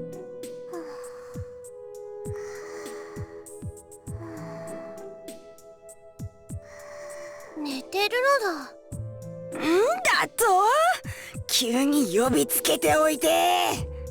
まあまあ、もうちょっとでハイスコアだったんだぜ。抑えてね。それにしましても、なんでピロティなのかしら。しかも貸し切りじゃ。きっとブリーフィングルームまで行く気力がなかったんだと思います。ずっとコンソールとにらめっこだったんだろうね。なのだ。とりあえずどうしよっか。起こしゃいいんだよ。おい、ちょっとうわっ、どうも。おはようございます。おはにょ。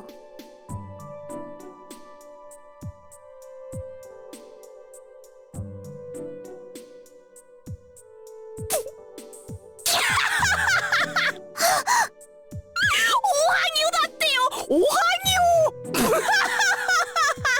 アニスいい加減にするんだ。笑うところじゃない。そうです。 TPO おわきまいよ。ずっと寝てないのだ。無理もないです。自重しろ。すまねえ。申し訳ありませんでした。エンジェル隊揃っています。それじゃあ、とりあえずもう一人呼ぶわ。もう一人？はい。これはホログラフ投影機ですよね。そう。皆さんこんにちは。これは通信ですか？一体どこから？アブソリュートよ。やっぱり私一人じゃ膨大すぎてエデンに戻るところを引き止めて手伝ってもらったの。回線もずっとつなぎっぱなし。そうだったんですか。では少佐もお疲れなのでは？私は大丈夫です。ノアさん始めましょう。ええ。そんなわけでバニラと共同して全てに目を通したわ。全部にですか？そう。中身は予想通りデータベース。ナノマシン生命体に関する驚愕の事実だらけ。ノイエ接触後に得られた情報量をはるかに凌駕したわ。だからこっちから説明するのは無理。質疑応答形式にしましょう。ナノマシン生命体全般に関することは私、ナノ自身に関することはバニラが答えるわ。はい、質問は？それじゃあナノ聞きたいことがたくさんあるだろ。ありがとうナノだ。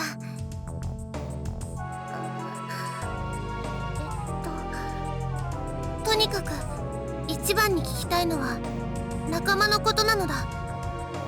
連れて行った理由を知りたいのだ。ウィルはみんなをどうするつもりなのだ？いきなりハードな質問ね。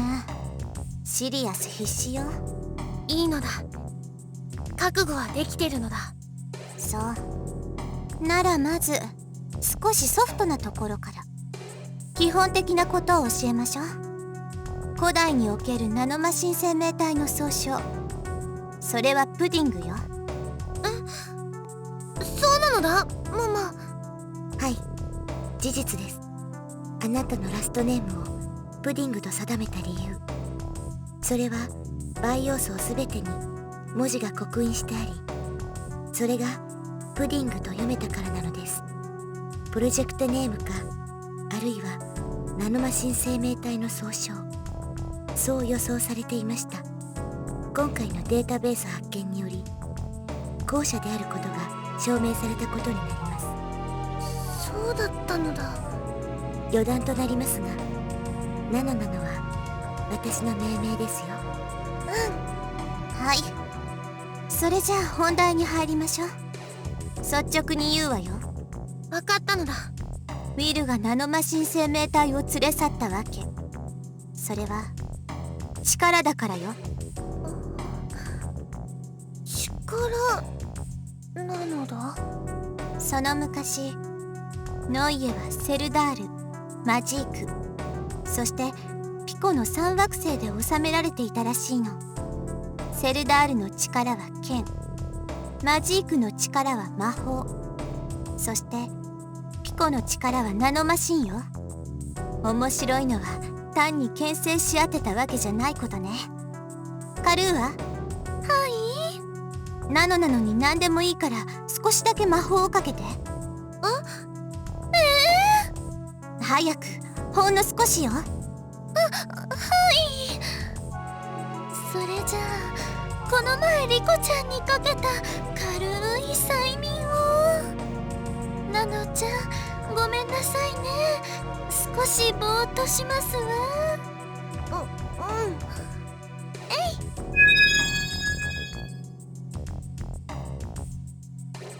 あ、ナノお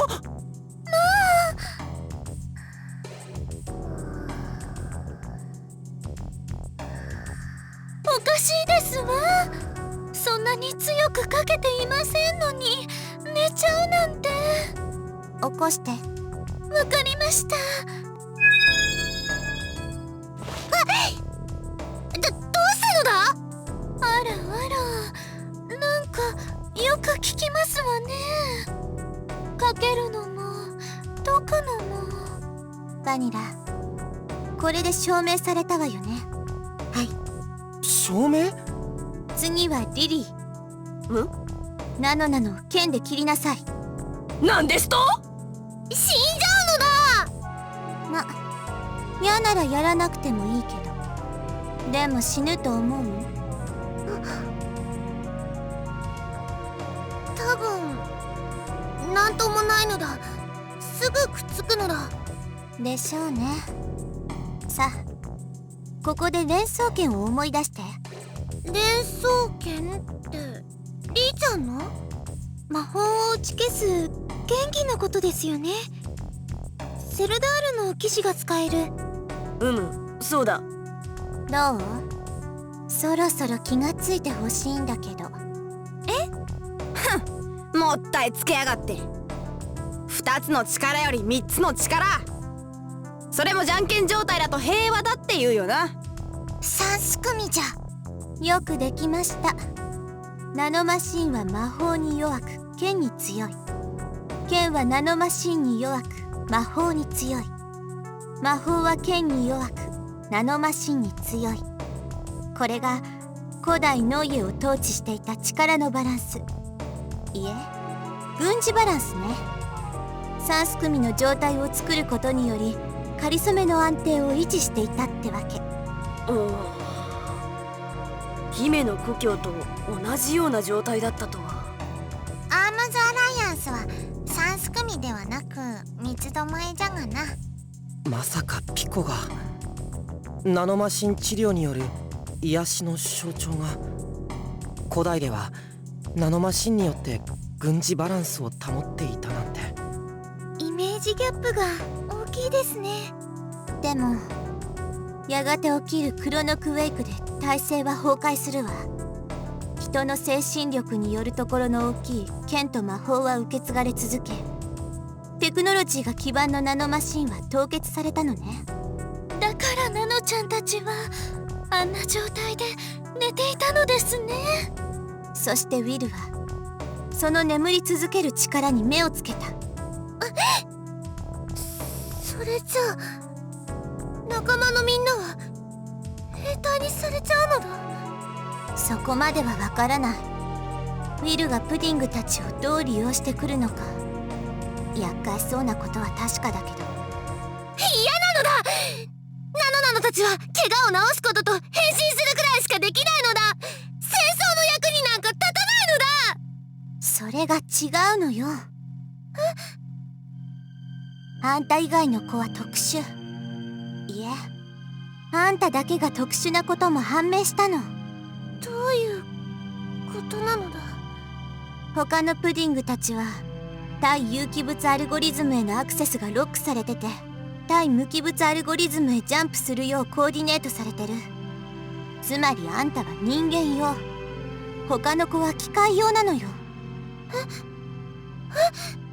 だから他の子たちは怪我の治療なんかできないの。修復専用のプディングなのよ。リペアウェーブと同じ。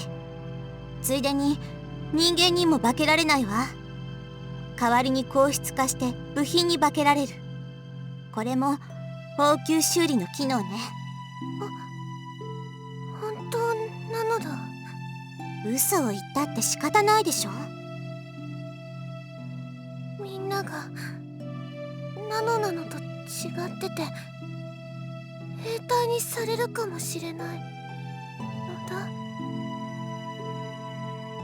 そんななのだ。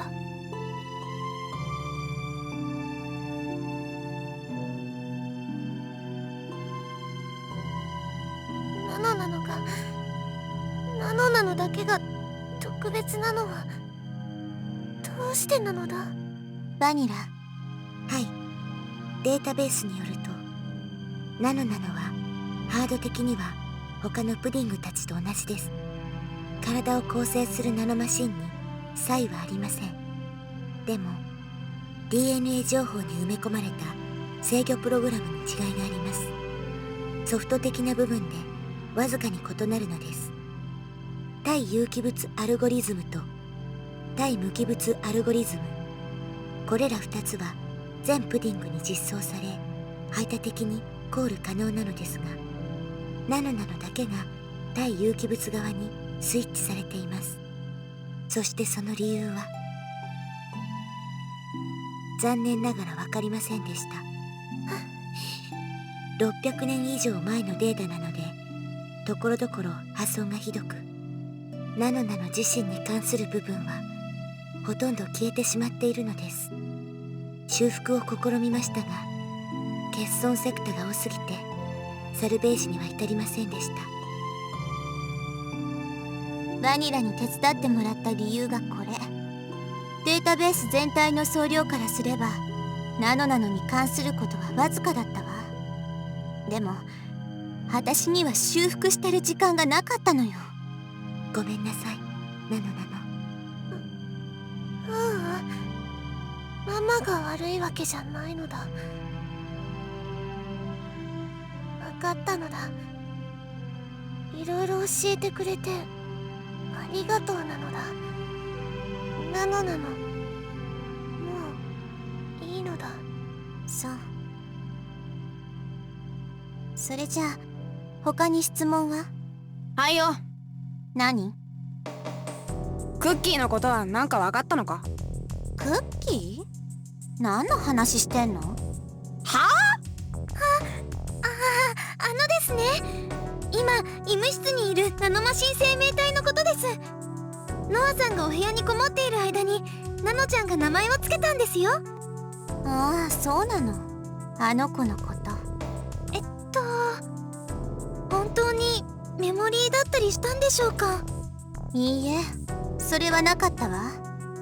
メモリモジュールはコンソールの中に別にあったの。そんなこといいからよ。なんで置いてったかを聞かせろって。うるさいわね。今教えるわよ。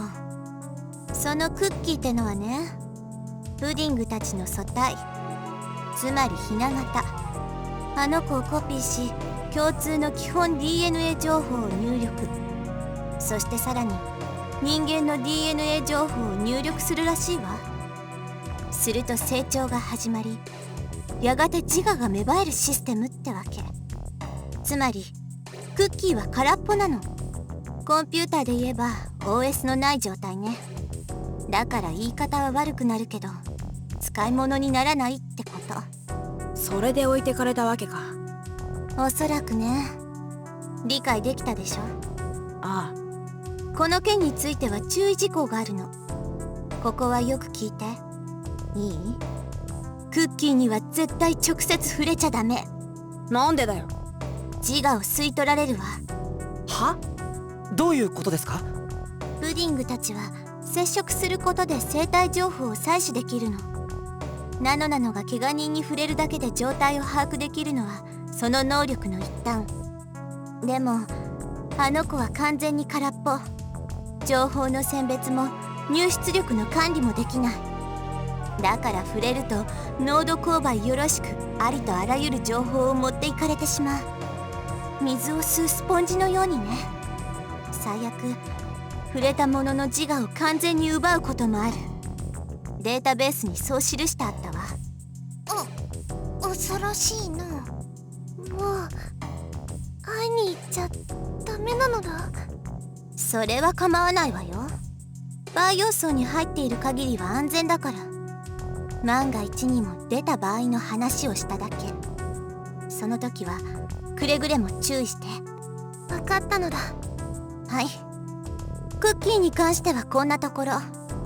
次は和也さん。何？例のポケットのことは？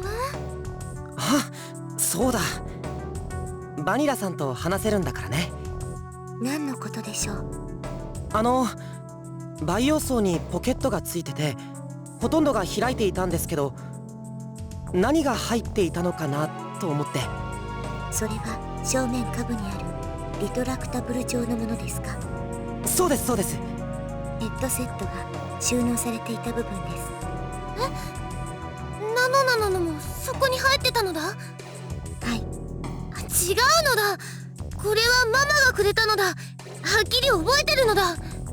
あなたが会話できるようになった時渡したのは確かですが、それは覚醒時に培養層から一緒に回収されたもの。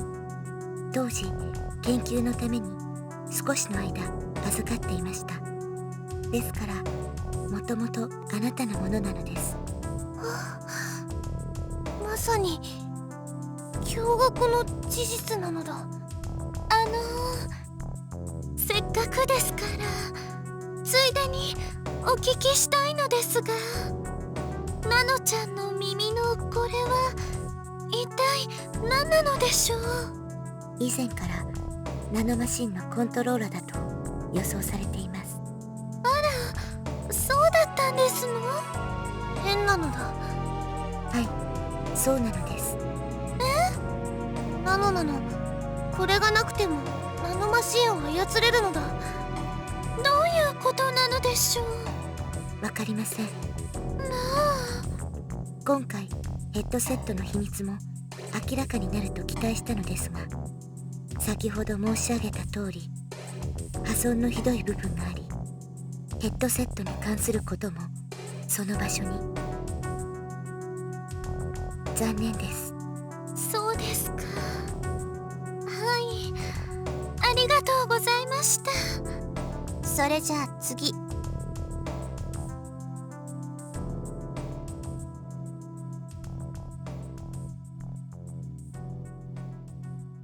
おしまいみたいね。ならそろそろデザートを出しましょうか。デザート？プディングたちが連れ去られた理由から始まってあまり明るい話もなかったでしょ。最後にとっておきを出してあげるわ。カテゴリーとしては私の方だけど、あんたが話した方がいいでしょ、バニラ。ありがとうございます。では、ナノナノが目覚めた理由が判明しました。おお、本当ですか？一体どんな理由なのでしょう。よかったじゃんな。確かにデザートじゃな。まだまだこれからよ。それでなぜなんです？ナノナノが目を覚ましたのは。はい、先ほどノアさんからお話がありましたが、プディングたちは自我を作り出すために人間の DNA 情報をインプットされます。この情報は多様性を出すために不特定多数から選ばれていました。容姿に個体差があるのはこのためです。そして DNA 情報を手に入れた個体は自我が目覚めるまで成長を続け、それを終えると休眠モードに入るわけなのですが、これを解除する方法が特定人物との精神感応なのです。それじゃバニラさんはその特定人物だったんですね。はい。その特定ってのは何なんです？どんな人のことなんでしょう？データベースの記録によると、当該 DNA 保有者あるいはその直系 DNA 保持者となっています。当該 DNA 保有者って本人のことです。でもナノナノが培養層に入ったのはおそらく600年以上前のことだから、バニラさんってことはありえませんよね。もちろん。なら直系 DNA 保持者っていうのはその DNA のキャリア、つまり血縁のことを示します。そんな気はしていましたが、ノイエとエデンじゃ別の宇宙だから。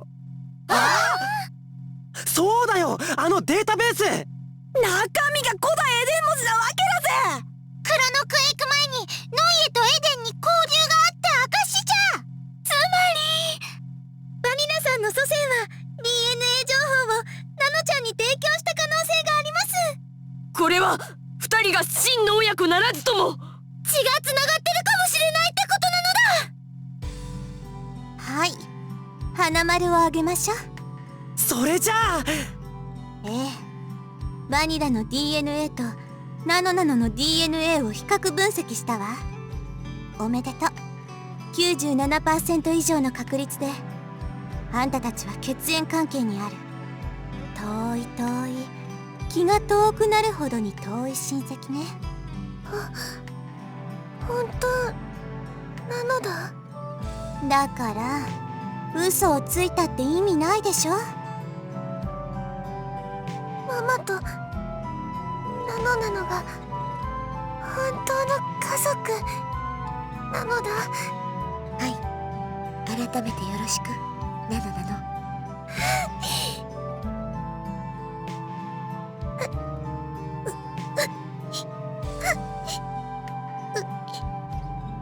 嬉しいのだ。ええ、私もとても嬉しいです。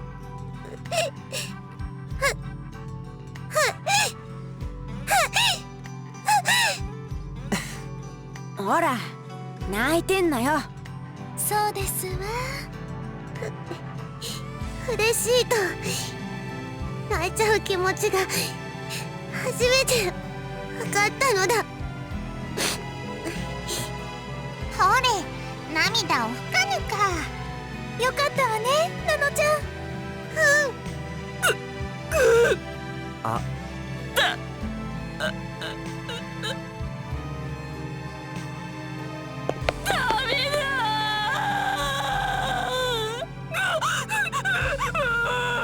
とてもではないが抑えきれない。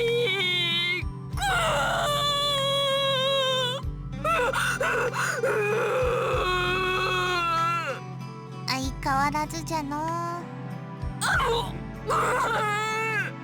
ちょっと介抱してきますね。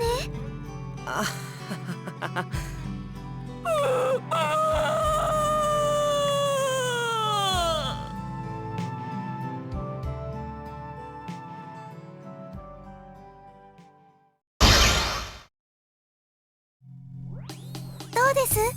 落ち着きました？ああ、リリーさんってほんとこういうの弱いですよね。すまんな。ではノアさん、そろそろ終わりに。あれ、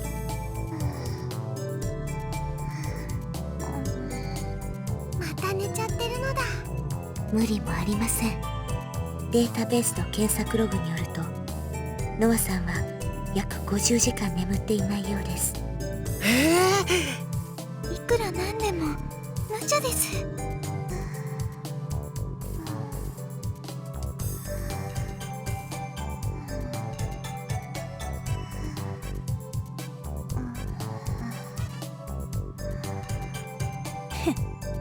いけすかねえやつだが、もうちっとは認めてやらん。寒くはないかの。私のマントをかけましょう。私の上着も。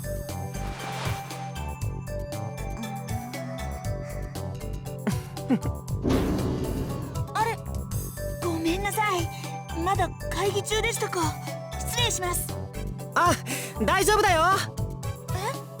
カズヤ。はい。ダメなのだ。起きちゃうのだ。あ、そっか。終わったんですか？ごめん、静かに。ノアさんが寝てるんだ。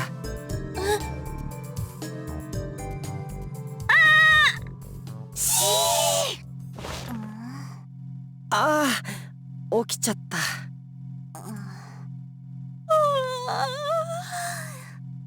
おにゃ。え、どうしたの？ペル君？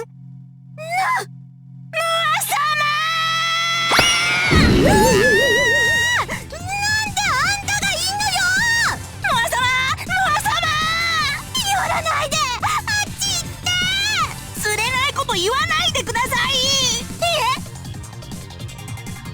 っと言ってください。ひどいです。今回のオフに会ってくださる約束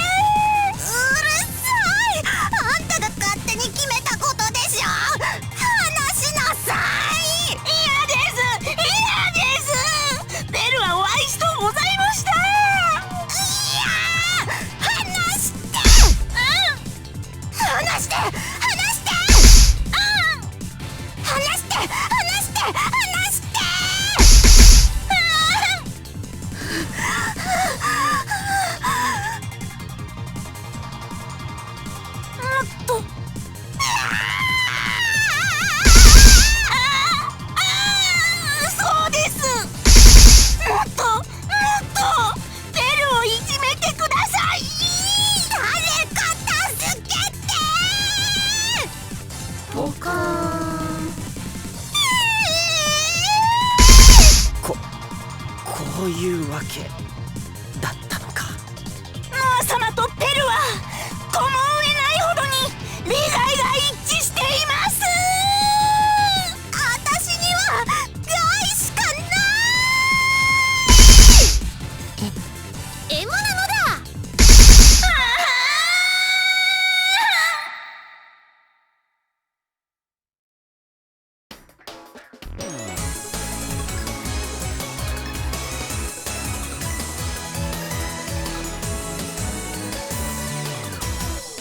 大切なものをなくした時、膝を抱えて泣いても、そこからはたった1ミリさえ運命の歯車は動かない。そうさ、恐れずに信じて壊れたものをさあ修復してく力を持って、名作映画のように焦らない物語描いてゆこう。この時を駆け抜けよう。心が震える衝撃受けながら、これから何が起こるか心の中イメージして、終わらない旅共に突き進んでゆこう。